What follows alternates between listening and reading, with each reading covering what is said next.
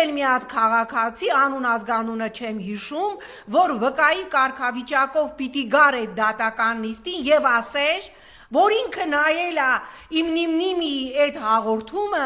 ինքը լսել է այդ հայհոյանքները, ահա որ ազդվել է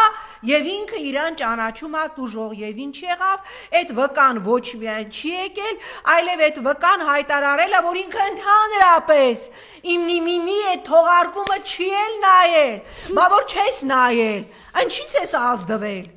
Հարց, վկա, անուն ազգանունը չեմ հիշում, բա որ գրել ես, որ դու ազդվել ես, դու ինչից ես ազդվել, եթե հետո դու գրել ես, որ դու այդ հաղորդումը ընդհանրապես չես նայել։ Հիմա պատկերացրեք, նախկին որևէ ղեկավարի Լևոնի, Քոչարյանի, Սերժի ժամանակ սենց բան ըլներ։ Հիմա Սվիտարսկին իր այդ 4 հատ մազերը կպրճոկեր, հիշեցնեմ, Սվիտարսկին Եվրոպական միության դեսպանն էր, ով բացահայտ աջակցում էր ընդդիմությանը թավշյա տերորի ամիսներին։ Պատկերացնում եք հիմա այն դեսպանը, որին Թրամփը հանում է եւ լավ է անում, տիկինը Հայաստանում ԱՄՆ դեսպանը, ժամը 1 քանի հայտարարություն կերկներ, կասեին, բա որ դու այդ հաղորդումը չես տեսել, հարգարժան վկա, ինչից ես ազդվել, ինչն է